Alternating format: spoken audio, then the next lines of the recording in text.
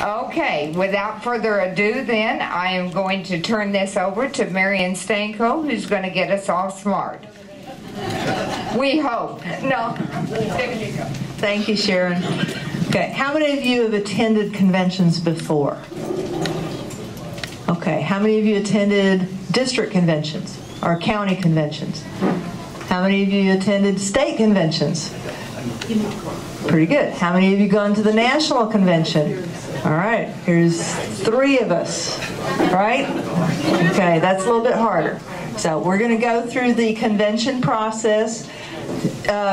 We've had some choices and some challenges, and the federal judges here in San Antonio have given us our ruling as of March 1st. We got our federal orders, and they did make some concessions with the state parties, and we're going to go through the choices mainly that are occurring in Bexar County, because what you're going to find is that because the conventions are going to be held so soon, a lot of counties already had plans, and so they had 2 choices. So we're going to talk about that today. Okay, we're going to talk about just for this year. Let me get it to go. Come on, there we go. Okay, there are 4 levels of conventions that are held in both parties, and those are dictated by the Texas Election Code. Okay, a little bit thick, isn't it? I'm glad it's not the family code. The Texas legislature codifies what the parties can do as far as their structure, their convention process, and because mainly they run on the ballot and they conduct the primary election. So that's what keeps them busy. And normally the precinct convention is held after the polls close on primary election night.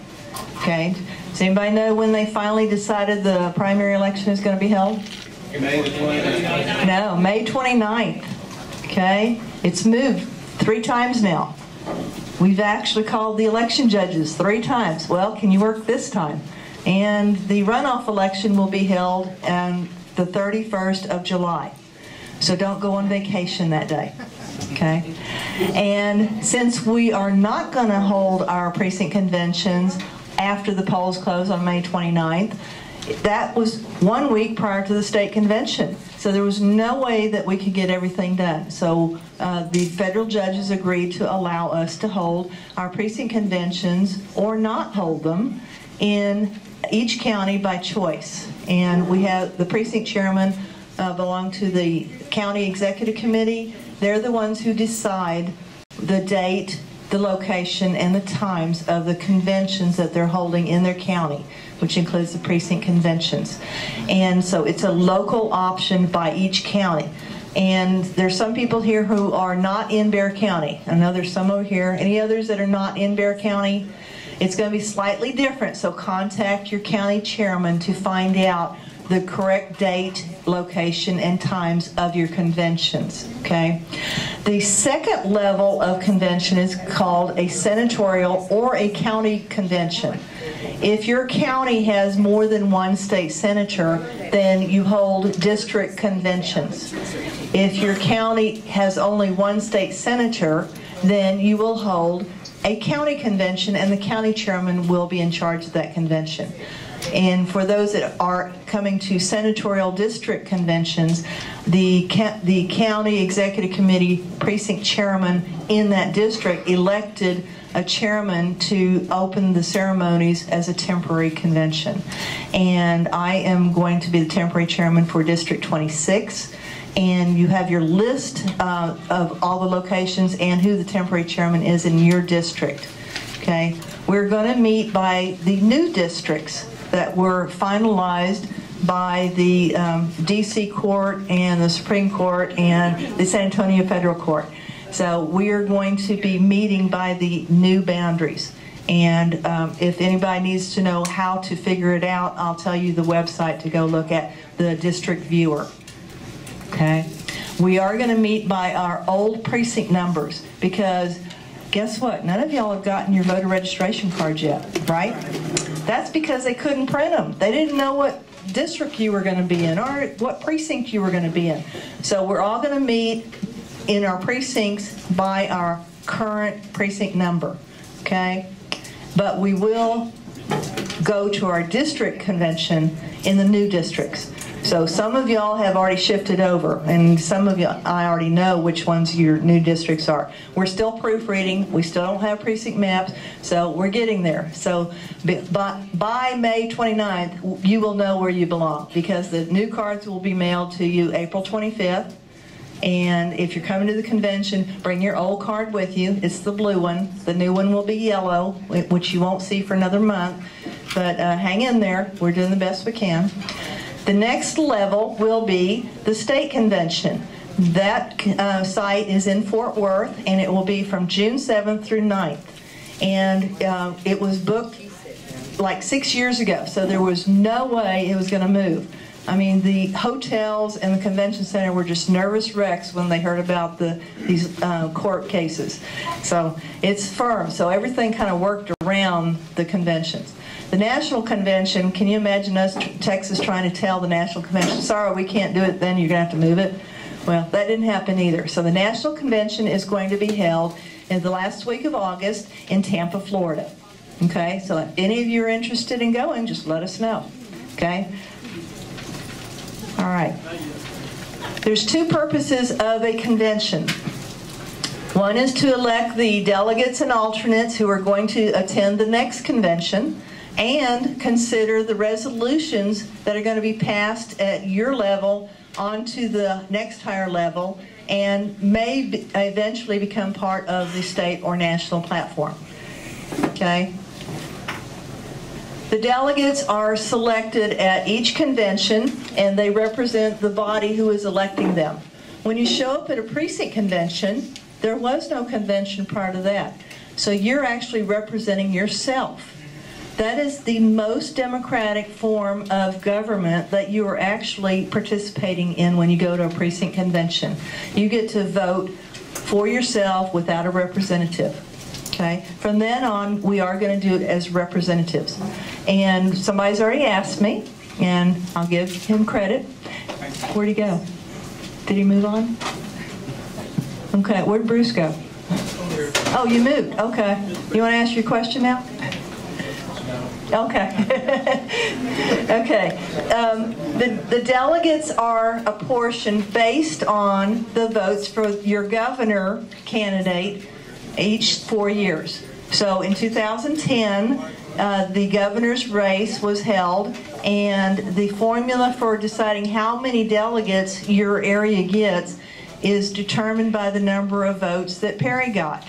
Okay, so for those in a precinct convention, they get to elect one delegate for every 25 votes that Perry got 2 years ago. Okay, and that's how many delegates will go to the district convention. At the district convention, the formula gets a little bit tighter. For every one delegate that you're going to select, it's based on 300 votes for Perry.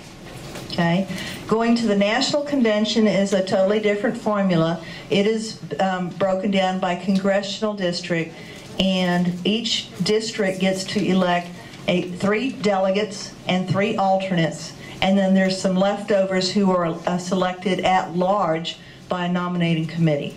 So that's how that is done. So if you're interested, just holler. Alternates are your backup plan. The alternates do not get to vote unless they are seated in a delegate's chair.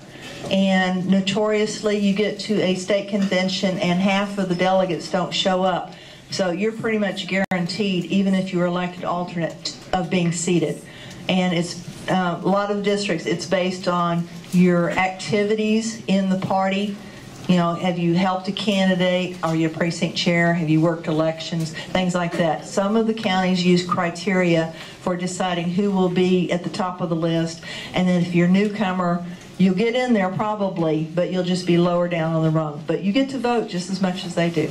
Okay? Okay, to be qualified to be a delegate, you have to first be a registered voter in the territory that you are representing. So whatever your voter registration card address says, that's where you are going to be going to your precinct convention. Okay? So if you have moved and you didn't change your voter registration address yet, guess where you're going? You're going to your old address. So if you're not sure, call voter registration department and ask them, where am I now registered to vote? Okay, if you're not sure. And because that's where you're going to attend your convention. Yes, sir? Is there a date when that's effective? Like if we changed it, is there a cutoff date when that would apply? Okay, he asked, when is the effective date? Okay, you have to be registered to vote on the day of the convention. Okay? And so that means the cutoff would be 30 days prior to the convention, which would back up from April 14th. So it would have been last week. Okay? Address change happened after that? Mm-hmm. You would go to your former address district. Okay? And the same thing would apply for May 29th. You have until April 30th to correct your addresses and your names or whatever needs to be corrected on your voter registration. But try to do it before that so that they're not printing a wrong card that's not going to be delivered to you. Let's save the county some postage. Yes, sir. Is this the state convention you're talking about here? No. For all conventions, to be qualified to be a delegate, you must be registered to vote in the territory that you are representing. But it's not, it's voted in the Republican primary election. Okay, well, I'll get to that. I'm still on number one. Okay. Yeah, so everybody make sure you're a registered voter and you know where your address is and go to that one. Number two, you have to be affiliated with the political party that you want to become a delegate to. There are two options that the Texas Election Code gives you. You have to have voted in the Republican primary, or you affiliate by taking an oath of affiliation. And guess what? The conventions are before the primary. So you only have option B. So you do have to take an oath of affiliation. We will have those available at registration. We don't have them available yet. We are going to meet at the SREC meeting in Austin this weekend and approve the forms and everything else that we are going to need to conduct the conventions. We've been on conference calls for several weeks, approving scripts and forms and rules and everything else that we could think of to make sure that this would run as smoothly as possible. So the oath is going to be something new to most of us, probably 99.9% of us, but it is an option that's always been available in the election code. So this one we are using. We didn't have to worry about the judges trying to do something different. Here's what the oath is going to say that you're going to sign. I swear or affirm that I have not voted and I will not vote in a primary election or participate in a convention of another party during this voting year. I hereby affiliate myself with the Republican Party, and the Democrats will do the same thing. They're going to hold their conventions on April 21st. However, they're skipping the precinct conventions. They're going straight to their county conventions. So that's a little, remember there's a local option, so each party committee got to choose that. And it is in the election code. If you want to write down the code number, it's actually in your handout also. So it's in section 162.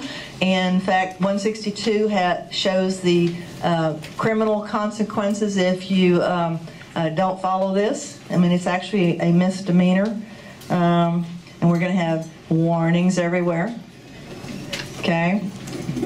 Because it is a misdemeanor offense if you attempt to vote in the other parties' activities, including their conventions, or even try to vote in their primary. Because once you affiliate with a party, either by voting or by signing the oath, you cannot participate in any other party, including those that don't have conventions. And that's in the election code. Okay? Is that true of the runoff? Pardon me? Is that true of the runoff election? Primary runoff? Yes. That you can only vote it in... Did y'all hear the question? Is it true for the runoff election? Yes, you have to be qualified to run in the to be affiliated in the Republican or the Democratic Party.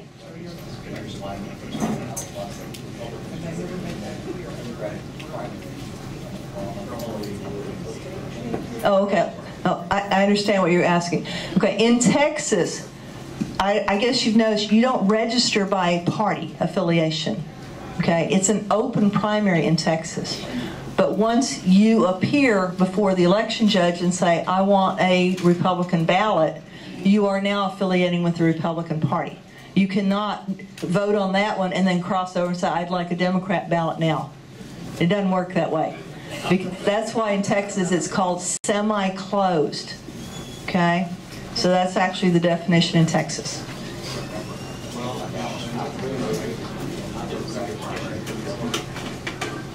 If you voted in the 2010 election, you still have to do that. No, each year. You'll say it's for this year. Remember Operation Chaos in 2008? Quite a few people crossed over to vote against Hillary. Okay, they really were Republicans, but they entered the Democrat Party ballot, and so they were considered Democrats that year. The following year, they go back to square one.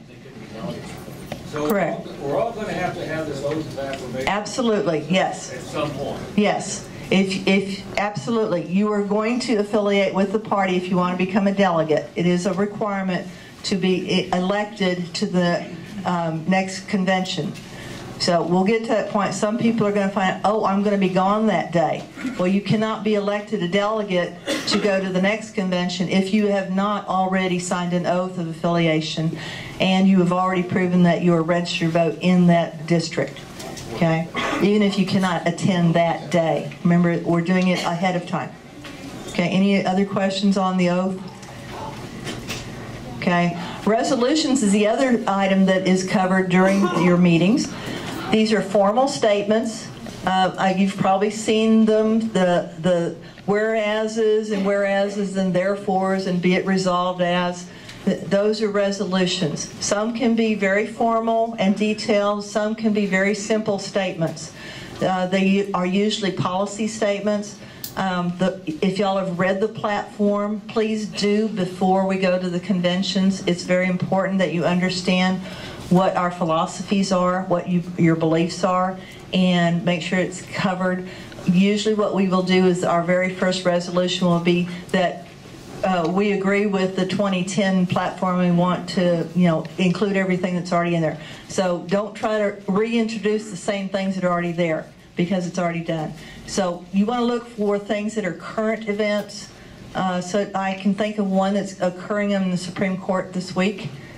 I mean, that's pretty current. Anything that's happened in the last 2 years, and we just had an anniversary, remember, 2 years ago, that was that bill was signed. And so we want to make sure that we bring up anything that's current event and national interest. A local option is not going to help with the state platform or the national platform. You had a question, Gary? Tell us where to go to download and read the Republican Party platform. Okay, I'll show it on the last slide. It's at texasgop.org/abouttheparty. 2010 is when the last platform was approved by the delegation at the state convention. The current rules are also available online. The rules of the party, there's actually going to be 2 sets. There's the general rules, which were passed at the 2010 convention, and then there are the emergency rules that were passed by the State Republican Executive Committee. And it's a lot longer because we had to consider all of the criteria and anything that might be an anomaly. We had to make sure everything got covered that the judges might not cover, because they practically suspended the party rules and the election code in order to jumble us up this year. So at least they haven't moved the November 6th election yet. But we got one that's not a movable feast. Okay? Any questions on that? Yeah, Yes, sir. this lady has a question she wants me to ask. If the precincts have opponents, why is the deadline for precinct chair June 1st when the voting is on May 29th? Because, okay, her question is, why is the deadline for filing for precinct chair June 1st when the election is on May 29th? That's because the election of the precinct chairs is going to be on July 31st. not on May 29th. All the public office candidates will be on the primary ballot, plus the county chairman. Okay. That's it. Okay. Any other questions on that? Yes, sir. I may have missed it. In Bexar County, then what is the date for these precinct conventions? April 14th will be the date of the precinct conventions. And we'll go over those details in a little bit. Okay, when you're proposing a resolution, keep in mind the current topic and the general philosophy that's involved in it. Be precise. Make sure it's in writing. Whenever you go to a convention, you must bring at least 3 copies with you in writing. It's very important because, especially this year, everything is compressed. We're doing everything that normally takes 3 weeks in 1 day. So we got to be as organized and as efficient as we can this time.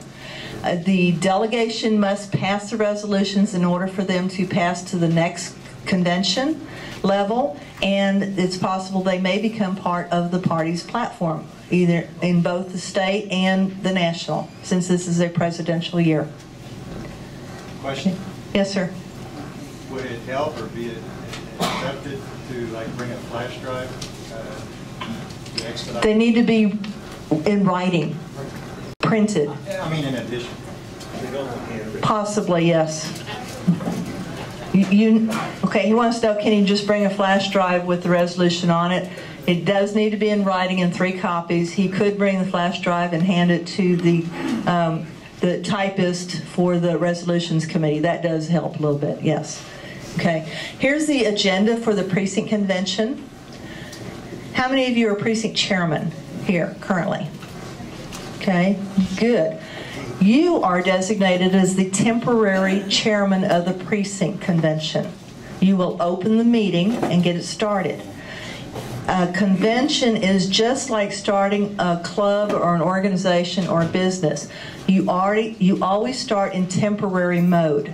Okay? You have to organize it. You have to put together your rules. You have to get your members. You have to figure out what the dues are going to be. All kinds of things that have to be covered before you actually have a formal organization.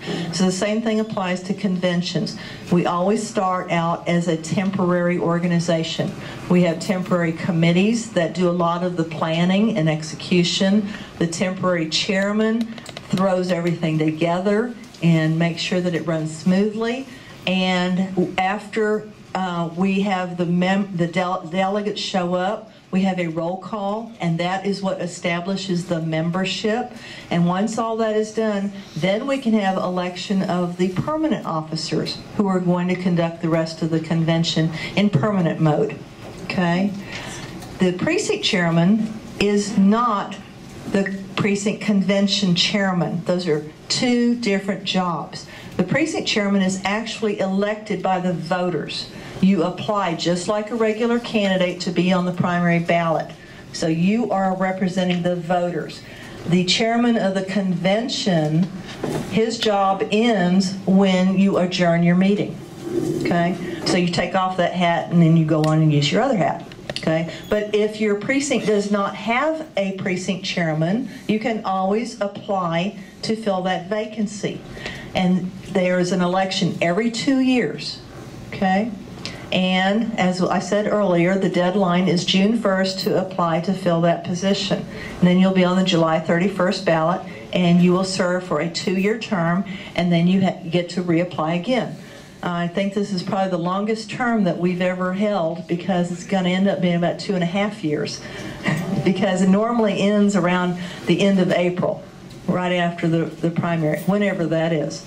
Okay. If it had been March 3rd, it would have been 20 days after our runoff election. So we would have started in May. But it didn't happen this year. So we've got a lot of work to do. Okay?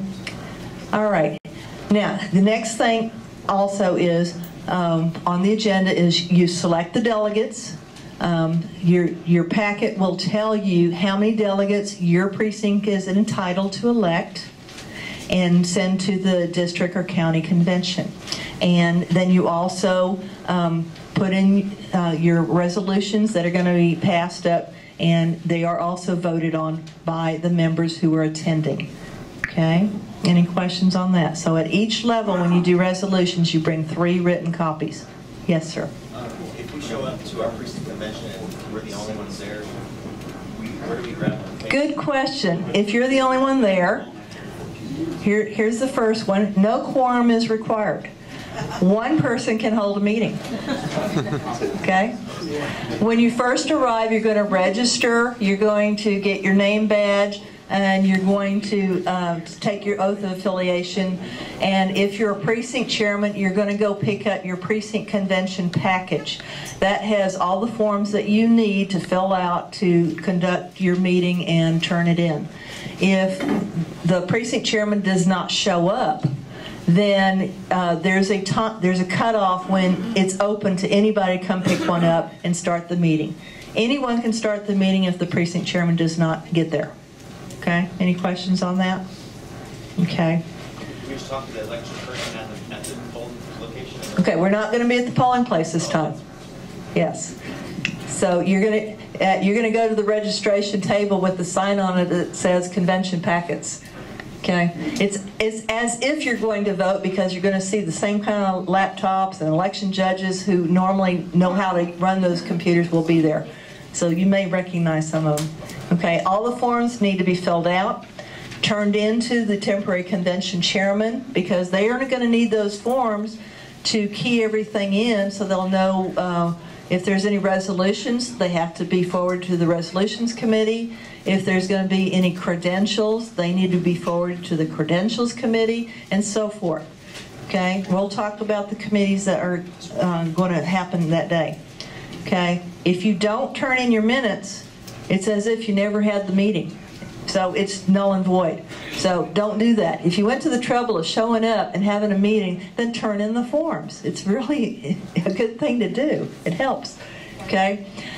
Your precinct convention can last a few minutes, or it can last more than an hour. It depends on how many people show up and how many resolutions there are, how many delegates need to be elected, and so forth. The precinct's size can range from 0 voters all the way up to 5,000 voters. So they're not evenly spread out. So you can have from 1 delegate all the way up to 71 delegates in your precinct. So you're entitled to that many delegates to be elected to the next level. Yes, sir. Yes. In contrast to the normal times when it starts after the polls close, here there's the potential for people to trickle in. Is there going to be a hard cutoff time whereby they say people are no longer admitted to the precinct convention? To the precinct conventions? It depends on the county. In our county, we're writing the rules right now. I mean, there has to be a time where we have all the paperwork, because we start our district convention right after lunch. Right. So, yes, we are thinking about when the cutoff should be. So are y'all going to be a central gatekeeper there, or does each precinct convention chair have to? Each district is going to have its supplemental rules, plus we have the party rules. And since it's a local option for the county, then it will be decided by our rules committees. Nancy? Yes. I was asking about if, like, if you have 5 openings and there's like 3 people there, can you get somebody that doesn't attend the meeting as one of them that are interested? Okay, her question is, if she's entitled to 5 delegates, and let's say 3 show up, and you know of 2 people who live in the precinct, are registered to vote, and have signed the oath of affiliation, yes, if they're not present, they can be elected delegate, but they have to be qualified to be a delegate. Okay? Just like we talked about before. Okay? You don't have to be president. Okay, I got 2 questions going on at the same time. Yes, sir? You do not have to be president of precinct convention to be a delegate. That is correct. The only qualifications to be a delegate is that you are registered in that territory and that you have affiliated. It does not say you have to be present. You have to be elected by someone. So if you're not going to be there, you need to let someone who is attending bring your name forward for election. Nathan? Do you have recognition held like give those other affiliations talk about going to the Central Convention and skipping the precinct? Okay, in Bexar County, we're not skipping the precinct conventions. So everyone is going to register in the morning before the precinct conventions, and you will have taken your oath of affiliation before you can even attend the conventions. So it'll all be done that morning at registration. We talked about delegates at the state convention. Not the Yes. It's a possibility that someone will not be attending the lower level convention, but they're still eligible because they qualify to be a delegate. They need to be elected at that convention in order to go to the next level. Bruce? The oath? Okay. If they're not going to be present, they need to sign the oath prior to the convention. If they know they're going to be out of town that weekend, we're printing the oaths after this weekend. They have not been approved yet. So that's why I couldn't bring any tonight for y'all to sign and swear you in. So once we have them printed, then we will make them available to the precinct chairman and to other neighborhood groups to get the oath signed in and turned in to the party headquarters. Okay, we're going to try and make it as efficient as we can. It's just a little bit too early. If that voter voted in the previous Republican primary, No, are they automatically? No. Okay, he's asking if they have previously voted. Your voting history does not count. It applies to this year only.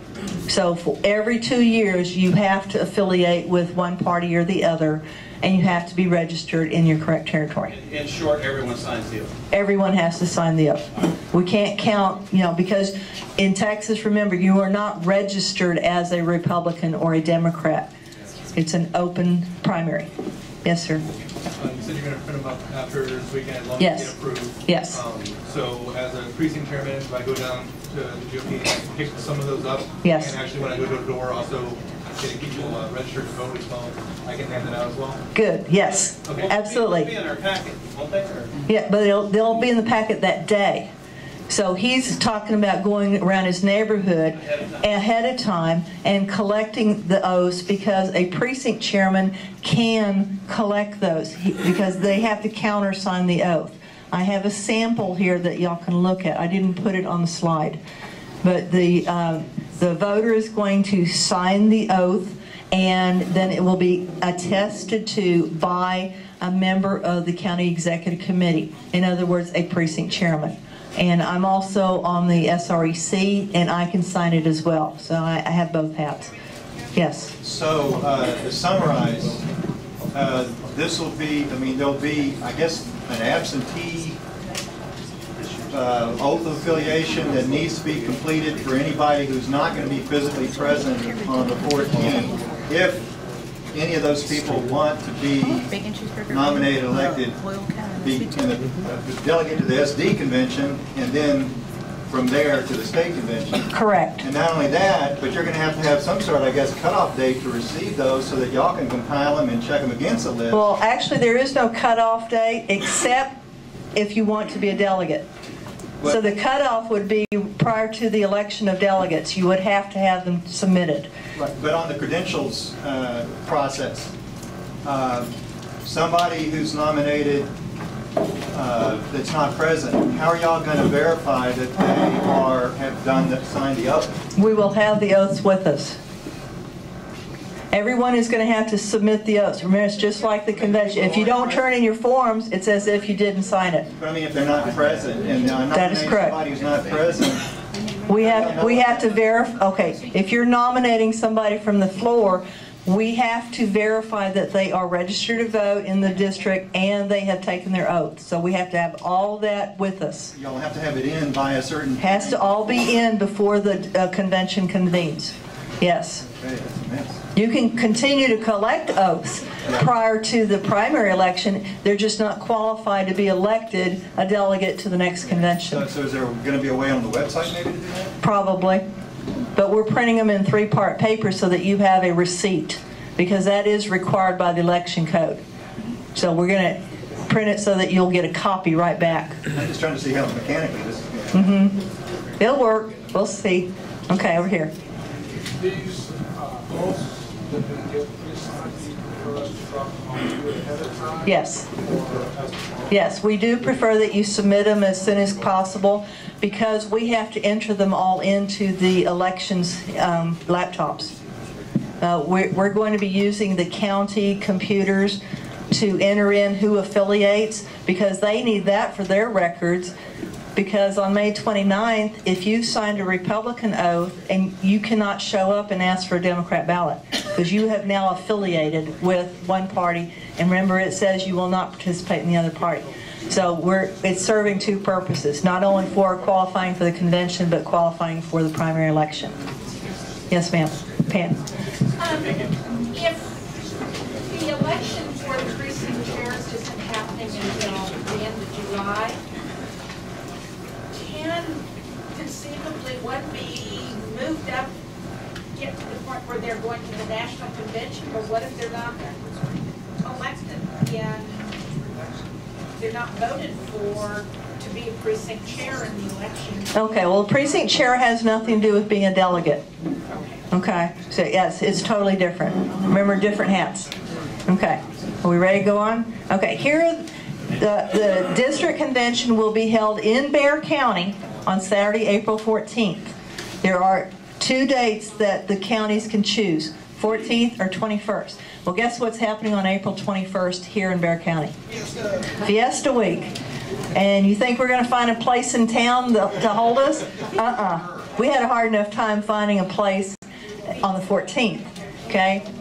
Now, the delegates are qualified to serve on temporary committees. You do have to be elected delegate in order to serve on a committee. So since we haven't had precinct conventions yet, we're actually doing working groups. So if you don't get elected delegate, you fall off the committee.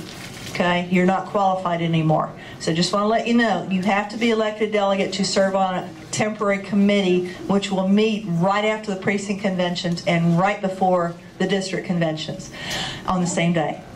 We'll do it. These are the choices of committees that you could possibly serve on. Credentials, they're the ones who make sure that you are qualified to be a delegate and to sit and vote. The Rules Committee will put together supplemental rules in addition to Robert's Rules of Order, the Texas Election Code, the Constitution, and our party rules. Such as, everybody has to sit in their seat, nobody's allowed to chew gum, and you can't put tape on any walls, things like that. And the Nominations Committee, they're the ones who put together the list of people who want to be delegates and elected to go to the next convention. Resolutions are the ones who will consider that pile of papers that all of you are turning in. And permanent organization is the group that nominates the permanent officers of the convention, such as the chairman, the secretary, the sergeant-at-arms, the teller, such as that. And these meetings will go on prior to the district convention. And since the precinct convention is that day, we've got a little bit short span, so we're going to have to get everything all done and cleaned up and ready for presentation. Once we have the permanent election of officers, then the chairman who takes over the podium gets to nominate the chairman of the Permanent Nominations Committee and the Permanent Resolutions Committee. Those are the two committees that will continue on through the district convention. And then they will give their reports during the agenda of the district convention. Any questions on that? Carlos? Will there be elections on the floor for those chairman positions? For the delegate positions? Okay, when the nominations committee gives their report, the only thing that you can do is amend it. So if their slate is full, then you cannot add to it. You can only, if somebody says, I cannot go, then there's an opening right there. So that's how it works. If those chairmen, though, are elected from delegates. Yes, he's asking, is the election of delegates open from the floor? That's Is that what you're asking? The chairman of the committee. Oh, you mean the convention chairman? Yes, there is an election of the officers by the delegates. Yes. Okay. All right. The permanent nominations will submit a slate of what they're called at-large delegates because they're from the entire group. And they are selected to go to the state convention. And those are voted on by the entire body based on the report of the nominations committee. And I have in parentheses that there are some districts, if any of you live in 25, it's one of them, they hold a precinct caucus to elect a certain number of delegates that live in their precinct to go to their state convention. That District 25 is, what, 85% Republican? So it's got a lot of, a big pool of people who want to go as delegates. Now, I'm in 26. It's like 85% the other way. And so we're begging for people to go as delegates. So it just depends on the makeup of your district. Yes, sir. Correct. Yes, the election of delegates to go to the state convention happens at the district convention. The election of delegates to the district convention happens at the precinct level. Okay? Just happen to be doing both at the same day. We get to eat lunch in between. Yes, sir. What's the website to find out what district you're in? I'll put it up later. Remind me at the end. Okay? It's called District Viewer. Okay? Now, the Permanent Resolutions Committee, they will do a report and present all the resolutions to the body as a whole, and they all have to be voted on. Okay? Now, here's a little twist. In our party rules and in the election code, the delegates are allowed to vote by the strength of their delegation. Let's say your precinct is entitled to have 20 delegates, but only 10 show up and are seated. Well, if there's a roll call or division vote, you each get 2 votes. So you get to carry all 20 votes. So if one person shows up, guess how many votes they get? 20. That's right. Now, in some of the counties that are not holding precinct conventions, they may have the opposite occur because there was no delegate election prior to that. So if 20 people show up, but they're only entitled to have 10 delegates, they each get half a vote. You get it? Okay? So that's when you're having a roll call or a what's called division vote. And I did hand out some parliamentary procedures that y'all can look over, and we can go over if you have questions about it later. Okay? You get it? Okay. Question? Yes. I've noticed in the past there seem to have been some fairly close votes where they took a standing count and things like that, but rarely, if ever, did they actually go to the roll call, which could have significantly changed the outcome because standing their voice either way is this one vote, one present person as opposed to that thing. You can tell he's been to a convention a few times, right? So, okay. There's different types of voting. There can be a voice vote, which is what most time happens. It could be a secret ballot, and that's usually when there's an election of an officer who's contested. Or it could be a standing vote where we just kind of see the C across and say, yep, there's more people standing than there are sitting. Or there could be a roll call vote, or it could be a division vote. Sometimes you'll hear, division of the House. You ever heard that term?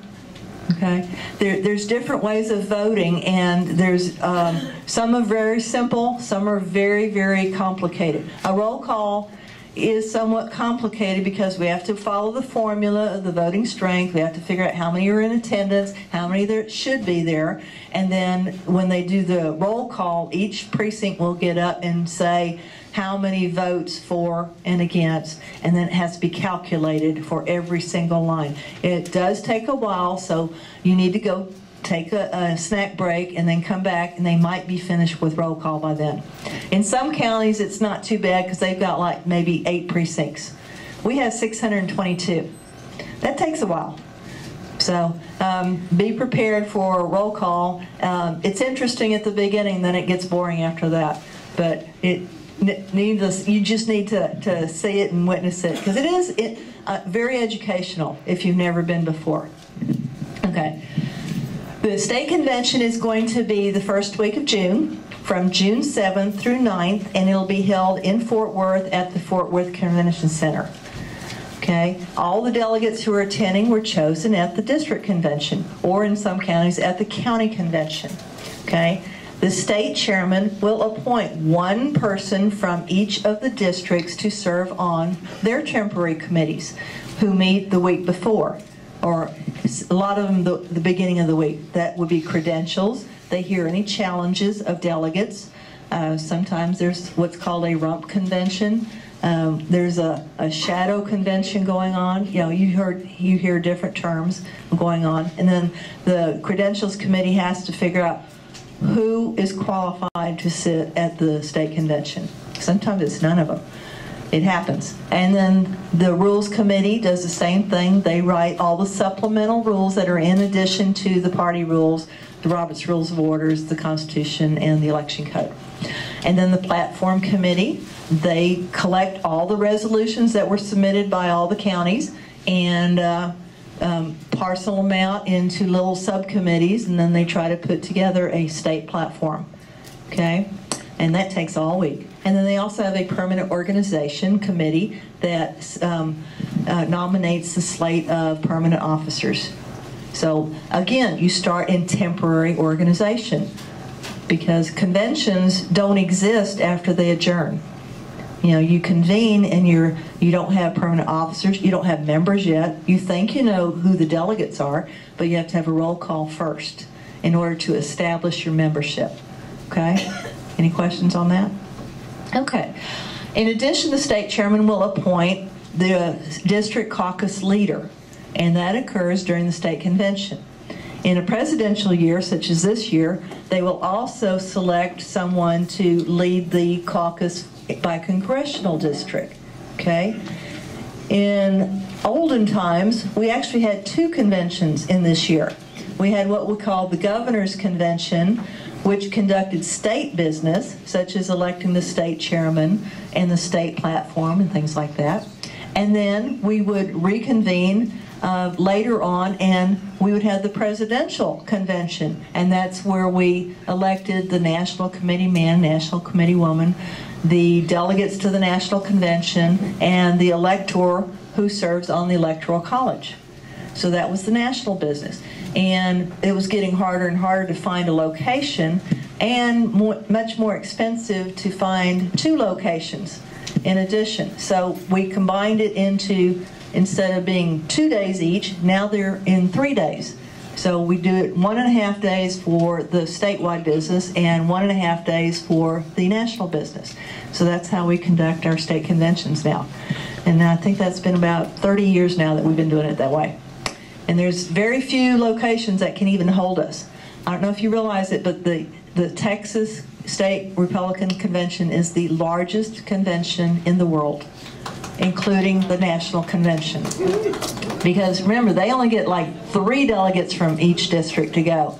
And we get a whole lot more that show up at the state convention. We have about 9,000 at that one. That's 9,000 delegates, 9,000 alternates, the media, the family members, and so forth. So it fills up pretty much. So that's why it's hard to find a location. We've got Fort Worth, Dallas, Houston, and San Antonio. That's about it. Can't go to Austin anymore, can't go to El Paso anymore, unless we meet out in the field or the patch. It can be done if we have to, okay? On the first day of our state convention, we have our opening ceremonies and our plenary session. That's when the candidates come to speak, and we do the pomp and circumstance. And during that time, the committees are meeting and trying to get ready for the permanent organization. Later on that afternoon, each of the Senate districts will meet in a caucus. A caucus is actually a part of a convention. There is a difference. The caucus is just one group of the delegates at the whole convention. So when you hear people talking about a precinct caucus, it's not really what they're talking about. It's a convention where everybody is in the same room doing the same thing. Okay, a caucus is when you do a breakout. That's what it really means. And during your caucus, you're going to select the member for each of the permanent committees to serve. Okay? On the second day, early in the morning, the caucus will meet again by Senate district. So if you're in 19 or 21 or 25 or 26, you will go to your own little rooms. And they'll be all over the convention center. The larger groups will probably meet in the arena. The smaller groups will probably meet in the janitor's closet, and so forth. So we've got 31 rooms all over the place. Okay, that's where they will elect one man and one woman to serve on the State Republican Executive Committee for the next 2 years. And I've been representing 26. This is my 4th time, and it was a broken term, so I've got one more term after this, and I've been serving on several committees because we do the business in between the conventions. We make sure that the rules are up to date, we make sure the resolutions are up to date, and we make sure that, you know, we're recruiting candidates and running campaigns. And I don't know if you know this, but it's actually the parties who run the primary elections. So we're more busy now recruiting election judges than we are candidates. You know, the candidates are actually running their own campaigns. We don't get involved until the voters have chosen the nominee to be on the November ballot. Okay? So the primary election is actually a selection. It's not an election. Okay? That's where we nominate the people who are going to represent the party on the November ballot. Okay? Also, we will select our state chairman and our state vice chairman, and it's always one man and one woman. Okay, so if the chairman is a man, then the vice chairman is a woman, and that's the way it is in the election code. Okay, the last thing that we do on the second day is approve the party rules and also the state platform. Okay. Since we are in a presidential year, we're going to have a third day, and we will caucus again, except we regroup. Instead of sitting by state Senate district, we're going to meet by federal congressional district. So we're going to have a little bit of shifting around, and again, we're going to sit in caucuses. We're going to elect the 3 delegates and 3 alternates who are going to represent our district to go to the National Convention. We will also elect the National Committee woman and committee man who are going to represent us for the next 2 years on the RNC, the Republican National Committee. And we also elect the elector who will be sitting on the Electoral College. That's really the ultimate purpose of the conventions, is not just nominating the president and vice president, but having that elector who's going to cast that vote for our presidential nominee. Okay, the presidential election is actually not in the primary. It's called presidential preference, kind of like a survey.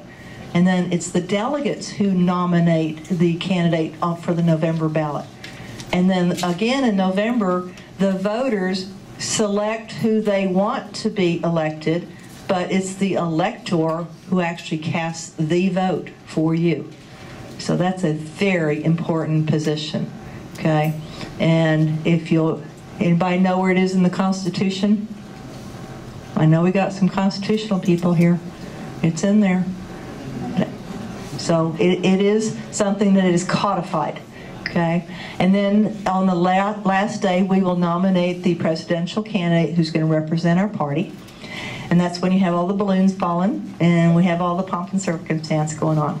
And at the National Convention, the delegates will have been chosen from the state convention. And after that, the state convention adjourns, then all those delegates who got elected will select a man and a woman who will serve on the temporary committees for the national convention. And that's all done that night. And the convention is always held prior to the presidential election day. And in Texas, in fact, I think nationally, but I know in Texas it's deemed to be either in August or September. But because of the MOVE Act, we're probably going to have to move it to July and August because we have to have so many days prior to an election to get all the ballots ready. So the timeline has really changed a lot in the last 2 years. Okay, the national party rules will be passed, and the national platform will be voted upon. And then again, we will have our nominees for president and vice president. Okay. And here's your summary for those who don't live in Bexar County. You get to have a local option for your precinct convention. You can either have it or not have it. And then if you are going to have a precinct convention, you have to decide the date, the location, and the times of each precinct convention. Okay? And since Bexar County has 622 precincts, it's a little expensive to find 622 locations that are ADA compliant, and we don't have the money to pay that much rent, because normally we piggyback off of the locations of the primary election. For the district or county conventions, the counties got to choose either April 14th or April 21st. The state convention again is June 7th through 9th in Fort Worth, and the national convention is going to be in Tampa, Florida, in the heat of the summer from August 27th through 31st. Okay? And here's more details about in Bexar County. We are going to have precinct conventions. They are going to be on April 14th. That's a Saturday. They will be in the morning, and we have 4 districts in Bexar County. We're going to have them at 2 locations. If you live in 25 or 26, that's generally the northeast and the northwest, then we're going to have our precinct conventions at 8:30 in the morning. That means you need to be there at by 7:30 to register. Okay, get there early because we don't need a bottleneck. And we're going to have similar rule about the last voter. So make sure that you have registered as soon as possible, because if there's a long line at 8:30, we're going to say, nope, y'all can't start yet, because that's not fair to those that are standing in line. Okay, if you've ever gone to a precinct convention after the polls closed, sometimes there's 100 people still in line. Well, some of them want to go to precinct conventions, and so we cannot, do them injustice and have the meeting without them.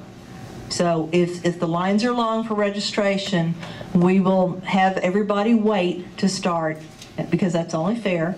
And also, we normally tell everybody to wait 30 minutes before you leave the location. Since everything is cut in half, we're going to give everybody 15 minutes before they're allowed to adjourn. That'll give anybody who's running late time to enter the convention and still be involved in the process. Okay? If there's a vote going on during that time, they cannot participate in that vote until it's concluded, and then they can participate in the rest of the meeting. Do you have a question? Mm-hmm. In the instance that there is more people than the room will hold, what happens with that? Which room? Precinct convention. Oh, okay. The precinct conventions are going to be held all over the Performing Arts Center. You're just going to have to find a cubbyhole to meet out. We're going to have signs and everything so that people will know where to go to have their meetings, because it'll all be in the morning. We'll kind of direct you. We have them kind of decided. Next week we're going to meet with the officials and make sure we plot out the seating arrangements for where the conventions are going to be held, because we don't know if 100 precincts are going to show up or 500. We just need to be prepared for all of them. Okay? Any other questions on precinct conventions? Okay. The 25 and 26 will meet at the Judson District Performing Arts Center. It's got a huge theater, and next to it, it has a recital hall. There's a band hall, a choir hall. I mean, there's all kinds of big rooms in there. So we'll find places for everybody to go to. Okay, it's in Converse. It is on the east side of the county, so those who live at SeaWorld area start early in the morning, leave before the sun comes up. And we are going to have concession stands. We'll have breakfast, lunch, and snacks, and lots of coffee for me to get through the day. And because it is going to be a long day. But we want you to be involved in the process. It's really exciting. It's educational. And, just be patient. Pitch in and help if you can. Yes, Jan? The easiest way for people coming from way on the northwest. Jan lives in the area. She can tell us. Take 1604, just keep going past Randolph until you come to Rocket Lane, and turn right on Rocket Lane, and it'll take you right where you need. If you pass the stadium, isn't that too far? Yeah. Okay. So if you see if you pass the football stadium, back up. It's right before. Pardon me? Where's what? Rocket Lane. Yeah, that's the name of the exit. It's real easy. It's Judson Rocket Lane. Okay, so that should be easy to remember. Okay. It's not an exit? Perpendicular road. Oh, okay. Okay, so we need balloons and stuff at the sign, right? Okay, we'll figure it out. Okay, but if you live in 19 or 21, you're going to go a little bit farther south. It's not that far away. You're going to go to Southeast Military Drive, and it's Highland Forest Elementary. It's right off of 1604 and 37. It's really easy to get to. It's 410? It's really close. Oh, okay. I'm sorry. I haven't been there. So you live in 19 area? Yeah. Okay. District 19 goes from Helotes all the way to Universal City. So just think of it as a big happy face. Okay? That's what the new district looks like. Okay? And they're going to start a little bit later, because if they show up at Judson and they belong over there, we'll give them enough time to get over there. Nancy? What was the other, is Go 10 and Foster Road, and what is that? Off of Foster Road is at 78 and then 1516. We'll have maps. I just know how to get to homes. Okay. Once the precinct conventions are over and you have turned in your minutes and all your forms, then you can attend the temporary committee meetings. You can go have breakfast. The boosters clubs will have concession stands for us, and I know they will over at Highland Forest also. And then at 10 o'clock, the ceremonies will start, and the candidates will come speak. Richard, mark that down. On April 14th, 10 o'clock to noon, the candidates will all get to speak to everybody. It's going to be kind of like a plenary session, except we haven't started the district convention yet. Okay? So then everybody will go to lunch and then come back, and District 26 will go into the recital hall and have their convention, and District 25 will go back into the theater and sit by their precincts and have their convention. In 19 and 21, they will stay at Highland Forest and hold theirs starting at noon. Okay? And just starting at noon. Don't know when it'll adjourn, but it'll start at noon. Okay? Just depends on how organized we all are and how many volunteers we have pitching in to help us. And again, the state convention will be in Fort Worth and the national convention in Tampa, Florida. Okay? Any questions? Okay, here's my info. And going back to the question about how do I know what district I live in, okay, write this on your paper. It's www.gis1.TLC, Texas Legislative Council, .state, spell it out, S-T-A-T-E, .tx.us. And that's the district viewer, and you get to see the statewide map, and you're going to do two things. You're going to select the plan, and there's 3 plans listed. There's the congressional, the state senate, and the state house. Okay? You want to choose the state senate plan to see which district convention you're going to. So you're going to zoom in on the map because it'll show all of Texas first. But you can keep zooming in until you actually find where you live. If you know what area of San Antonio or Converse or Medina you're in, then zoom into it and you will see the boundary lines of the Senate district. Okay, that'll tell you which district you're in. And some of them have shifted a little bit. Stan? What's the website again, please? Okay, you ready? It's for the district viewer. These are the actual legislative maps. GIS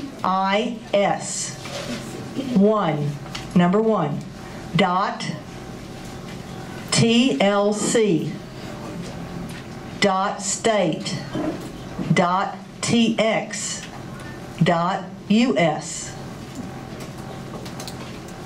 Okay, and you'll see the state of Texas real tiny, and then you zoom in until you find your street.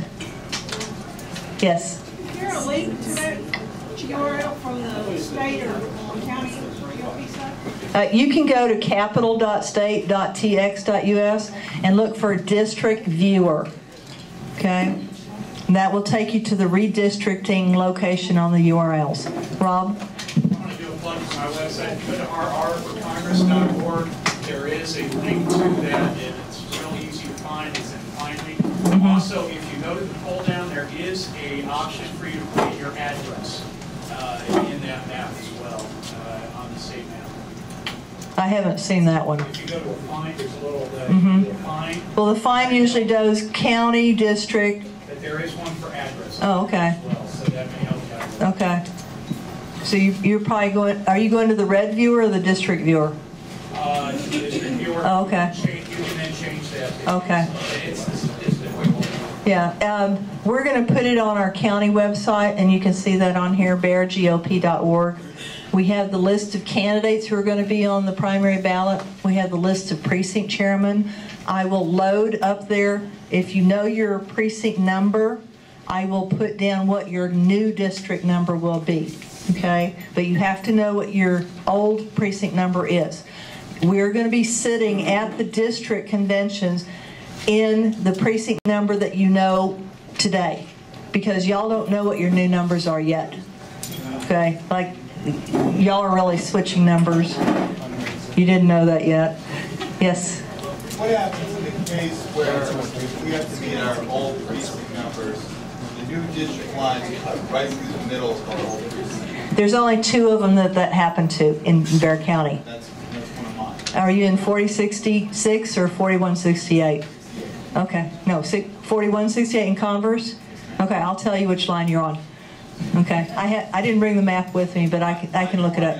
I'm just going to know, are we still going to be able to have representation at the precinct? We'll tell you how many delegates you get to get to elect from each of those sides. His precinct did get split, and so we'll tell you it's 1/3, 2/3. However many delegates you are. Do you live near the precinct chairman? Do you know? I believe so. Okay, then you're still in 4168, and you will be in District 26. The others... I know for sure I'll be in 19. Okay, then you're on the other side. Okay. Yeah, 2 precincts did get split between 26 and 19. Everybody else, whole precincts. You don't need to worry about it, okay? It's only those 2 that we have to worry about. I'm going to post that as well. We're proofreading right now, so hopefully by Monday I can have it posted on our website. And what website?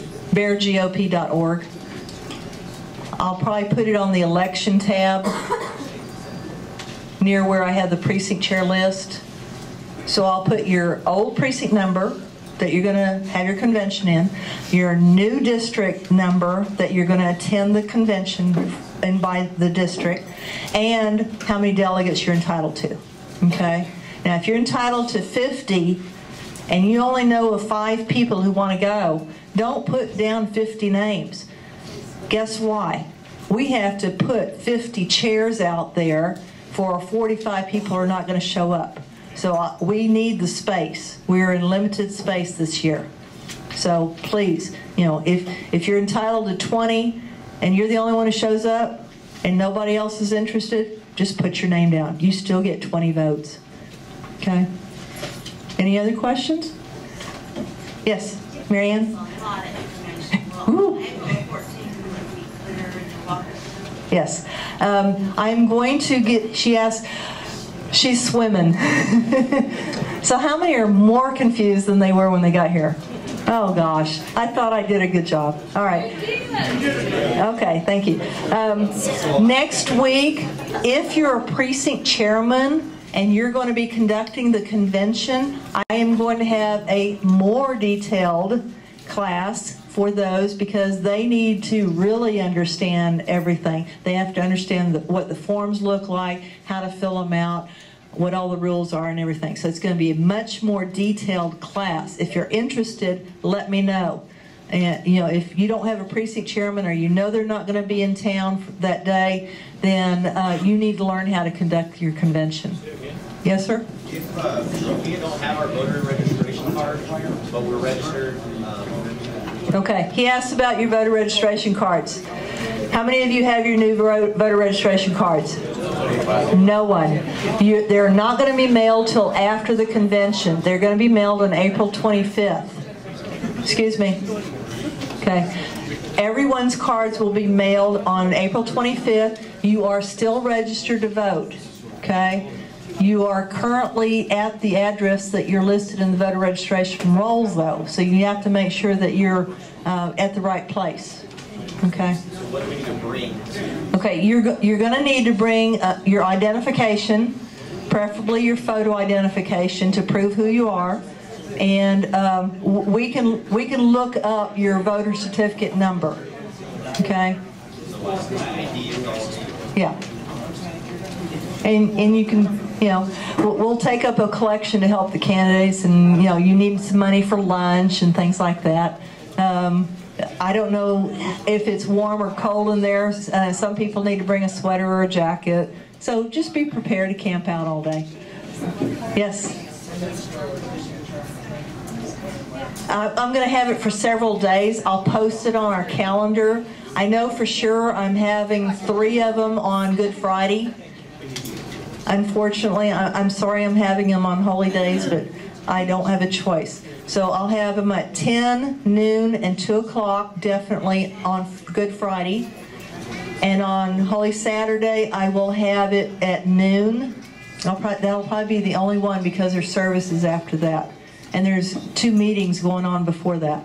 I'm also going to have another training class here in 2 weeks for anybody who's interested in learning how to be a delegate. But if you're interested in running the convention, then contact me. We're automatically going to call all the precinct chairmen to get them scheduled.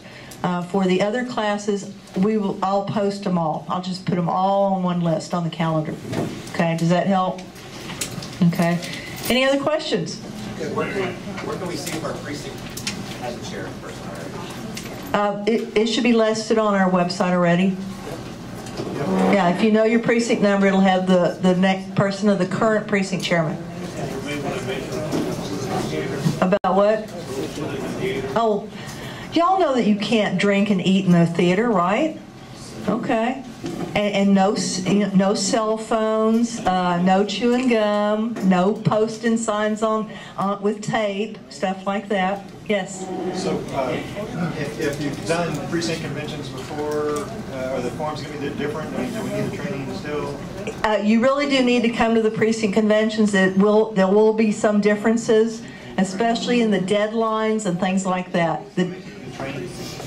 Pardon me? The training and the forms. Yes. Yes, well, I'll have copies of the training, the forms that during the training. We'll walk you through the procedures, the agenda, parliamentary procedure, because whoever is standing up here running the meeting, they better know what the rules are, right? You have a copy of parliamentary procedures. These are the main motions that go on during a meeting. So if you have any questions, you know, you're welcome to ask me now or later. How about that? 1 minute. Okay, thank you all. And I'm here to help you. Just holler.